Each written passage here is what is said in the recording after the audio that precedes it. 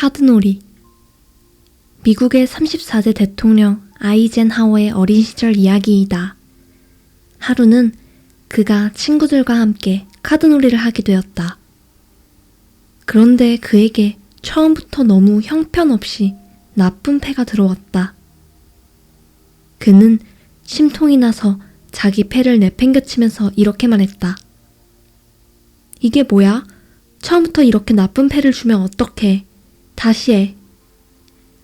그때 아이젠하워의 어머니가 마실 것을 들고서 들어오다가 그 광경을 목격했다. 아이젠하워의 어머니는 마실 것을 잠시 내려놓고 아이들에게 이렇게 말했다. 너희들 카드놀이를 하기에 앞서서 우선 내 말을 잘 들어라. 그리고 특별히 아이젠하워는 내 말을 명심해서 듣도록 해라. 너희가 지금 하는 카드놀이는 장차 너희들이 살아갈 인생과 똑같은 것이란다. 카드놀이를 할 때 나쁜 패가 들어올 수 있는 것처럼 너희가 앞으로 살아가다 보면 힘들 때도 있을 것이다. 그렇다고 해서 너희의 삶을 마음대로 내팽겨칠 수는 없는 노릇이지 않겠니?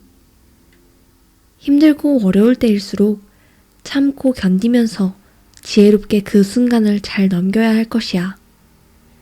그래야 너희들의 삶에 밝은 태양이 떠오를 것이야. 그러니 너희는 카드놀이를 할 때 무슨 패가 들어오든지 그것을 가지고 최선을 다해야 한다. 그럴 자신이 있는 사람만이 카드놀이를 하도록 해라. 그리고 너희가 마지막으로 한 가지 더 명심해야 될 것이 있다.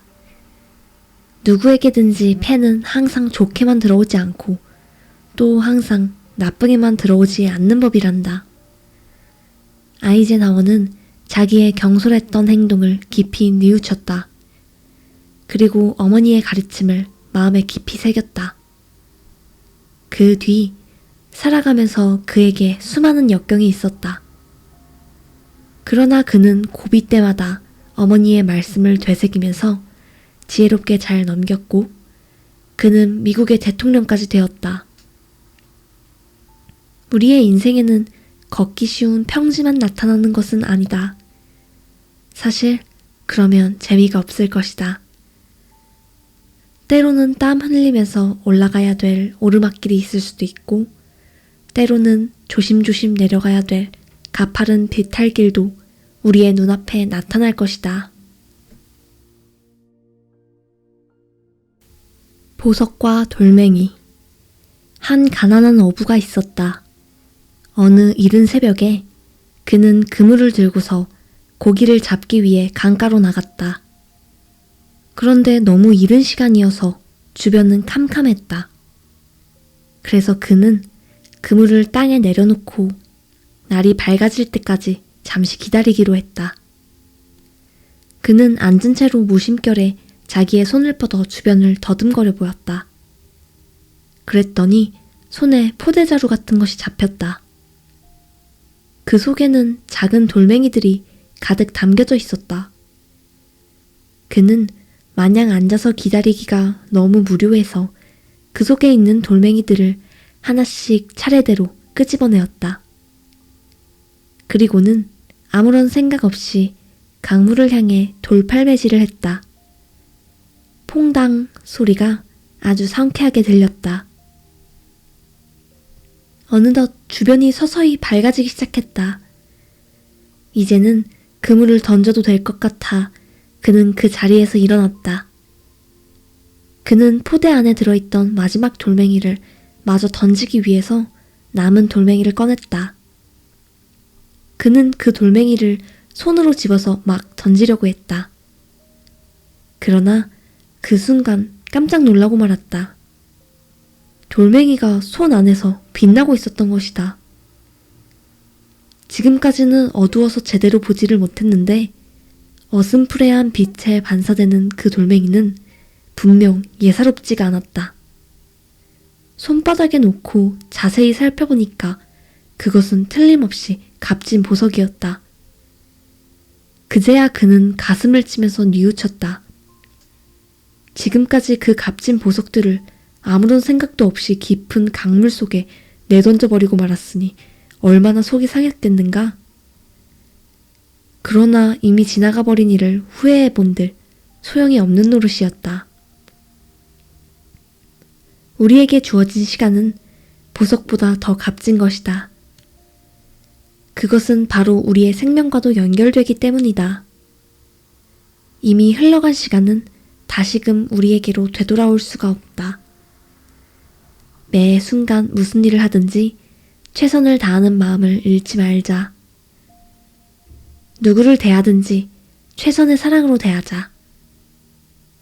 후회할 일은 아예 하지 말자.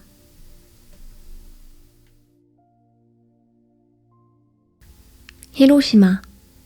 세계 제2차 대전 때였다.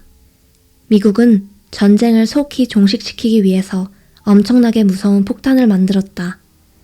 바로 원자탄이었다. 그러나 미국은 아무런 경고 없이 원자탄을 일본에 떨어뜨린 것은 아니었다. 히로시마에 투하하기에 앞서 미국은 여러 날 전부터 크고 작은 전단지를 만들어 비행기로 공중에서 살포했다. 그 내용은 이러했다. 광도 시민 여러분, 1945년 8월 6일 원자탄이 시내 중심지에 투하될 것입니다. 그것은 여러분이 지금까지 겪어보지 못한 위력을 가진 폭탄입니다. 적어도 반경 50km 밖으로는 벗어나야 피해를 받지 않을 수 있습니다. 폭탄이 투하되면 그 안에 있는 사람은 아무도 살아남을 수가 없습니다. 그러니 어서 빨리 피난을 가시기 바랍니다. 그러나 일본 사람들은 아무도 믿지 않았다. 거짓말하고 있네. 세상에 그런 폭탄이 어디 있어? 자기들이 전쟁에서 질 것 같으니까 일부러 우리를 불안하게 만들려고 그러는 거야. 그러면서 그들은 대부분 피하려고 들지를 않았다. 결국은 어떻게 되었는가? 미리 경고한 그대로 1945년 8월 6일 실제로 원자탄은 투하되었다. 꽝 하는 순간에 원자탄이 떨어진 반경 2km 안은 완전 쑥대밭이 되어버리고 말았다. 도시는 폐허가 되어버렸다. 경고를 듣고 피한 사람은 살았다. 그러나 경고를 무시한 채 피하지 않고 있던 20만 명에 이르는 사람들은 순간적으로 3초 내에 다 죽고 말았다. 그리고 10만 명이 넘는 사람들은 원자탄의 후유증으로 시름시름 앓다가 죽게 되었다. 결국 경고를 무시하다가 30만 명 이상 되는 사람들이 목숨을 잃고 만 것이다. 우리의 경우도 마찬가지다.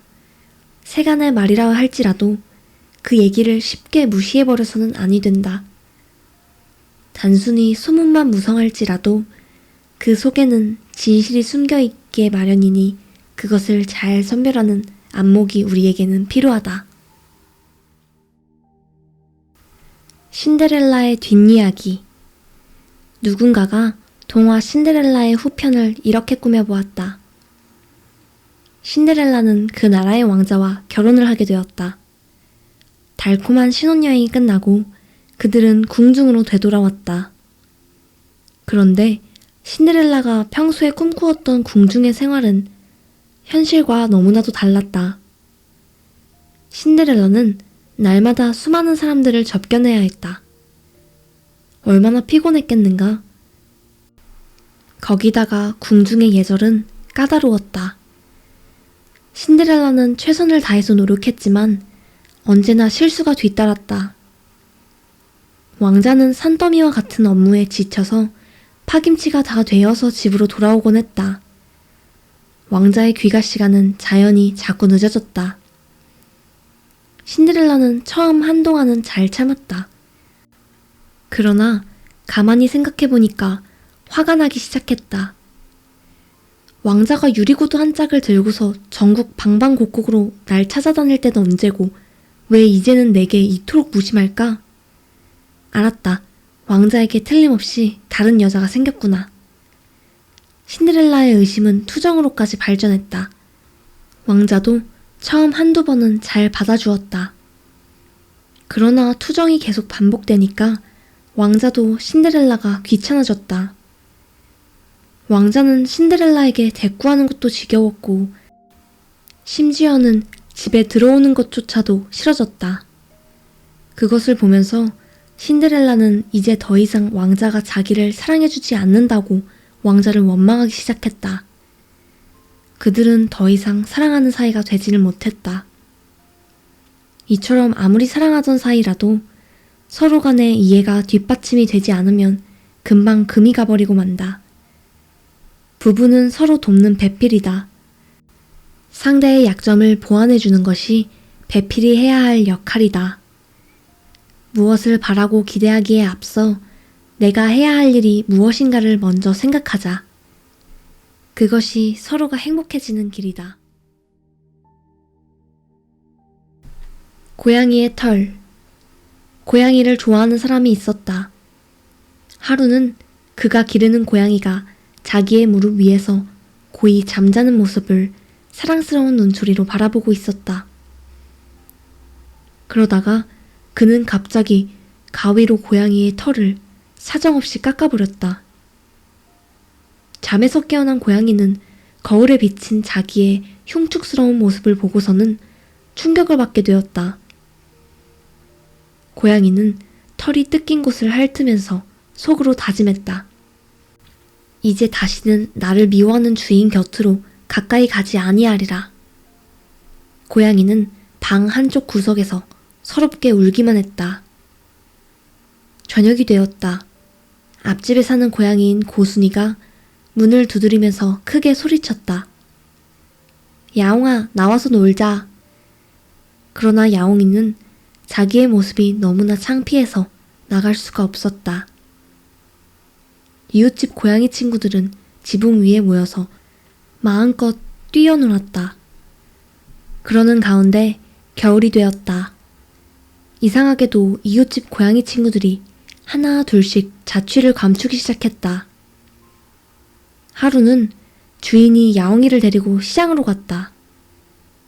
그는 야옹이를 데리고 어느 모피점으로 들어갔다. 거기에는 고양이 가죽 여러 개가 진열되어 있었다. 그것을 보면서 야옹이 주인은 야옹이에게 이렇게 말했다. 여기 흰 가죽이 보이지? 이것은 바로 앞집의 고순이의 것이란다. 여기에 있는 검은 고양이 가죽 보이지? 이것은 뒷집에 있는 고돌이의 것이란다. 여기에 있는 누렁 가죽은 옆집에 있는 누렁이의 것이란다. 이제 알겠느냐? 내가 너의 털을 사정없이 깎아준 것은 너를 미워해서 그런 것이 아니라 다른 사람들이 너를 잡아가지 못하도록 일부러 그렇게 한 것이란다. 그 소리를 들은 야옹이는 비로소 주인의 깊은 사랑을 깨닫게 되었다. 흔하지만 귀한 것. 사람이면 다 사람이냐? 사람이어야 사람이지 라는 말이 있다. 사람이 사람답게 살아야 한다는 말일 것이다. 온갖 악행을 저지르는 자는 사람의 탈을 쓴 이리와 같다고 하는 말도 마찬가지이다. 옛날 어떤 사람이 자기가 거느리고 있는 한 부하에게 질문을 했다. 이 세상에서 가장 흔한 것이 무엇이라고 생각하는가? 그 질문에 대해 부하는 이렇게 대답했다. 제가 생각하기에는 사람입니다. 주인이 또 물었다. 그러면 세상에서 가장 귀하고 구하기 어려운 것은 무엇인가? 부하가 이렇게 대답했다. 그것도 역시 사람입니다. 주인은 정반대로 질문을 했는데 부하는 같은 대답을 한 것이다. 그래서 주인은 그 이유를 물었다. 그러자 그 부하는 주인에게 이렇게 설명해 주었다. 세상 천지에 널려 있는 것이 사람입니다. 어딜 가나 사람을 볼 수가 있지요. 그런데 막상 쓸만한 인재를 찾으려 하면 그때처럼 사람 찾기가 어려운 때는 또 없습니다.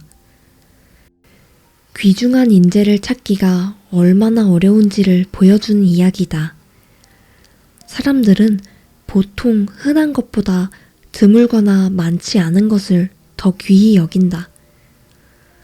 사실 바로 옆에 있는 공기의 고마움을 모르듯이 흔한 것에 대해 간과하는 경우가 종종 있다.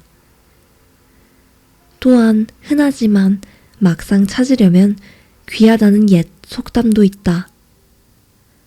가까운 것에 대한 흔한 고마움을 잊지 않아야 한다.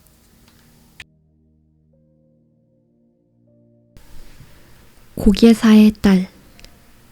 어느 날 거대한 나이아가라 폭포의 중간을 가로지르며 줄이 매여졌다. 많은 군중들이 지켜보는 가운데 줄 타는 한 사나이가 균형 잡는 막대를 들고 그 줄을 건너려 하고 있었다. 사람들은 손에 땀을 쥐면서 귀침소리 하나 없이 숨을 죽이며 쳐다보고 있었다. 고개사는 사람들을 향하여 큰 소리로 외쳤다.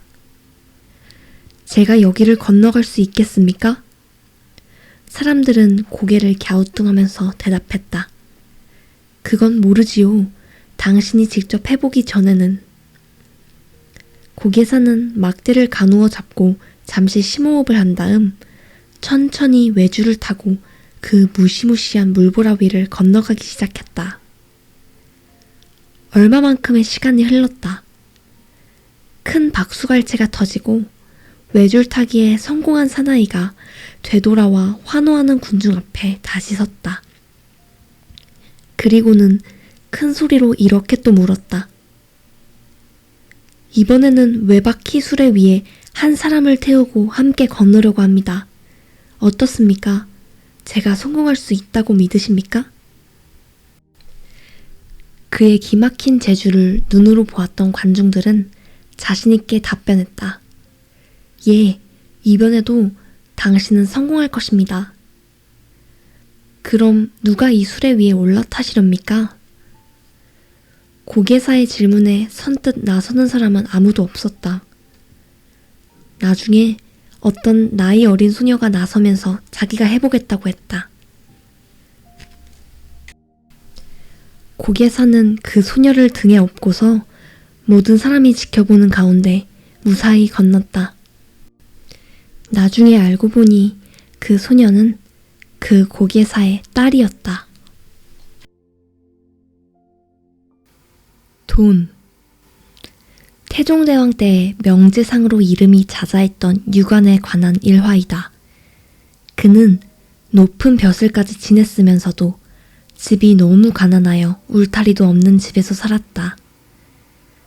뿐만 아니라 여름에 비가 오면 천장이 새어서 비가 방바닥으로 뚝뚝 떨어질 정도였다. 그는 비를 피하기 위하여 삿갓을 쓰고서 방 안에만 이리저리 다니면서도 이러한 걱정을 했다고 한다. 오늘같이 비가 오는 날에 삿갓도 없는 사람은 어찌 지낼까? 가난해도 도를 즐기는 것이 우리 선조들의 선비 정신이었다. 그런데 요즘은 이 사회가 온통 돈에 미쳐있는 듯한 인상을 주고 있다. 부정과 부패는 극에 달해있고 이런 풍조가 온 사회에 만연하여 오염시키고 있는 실정이다.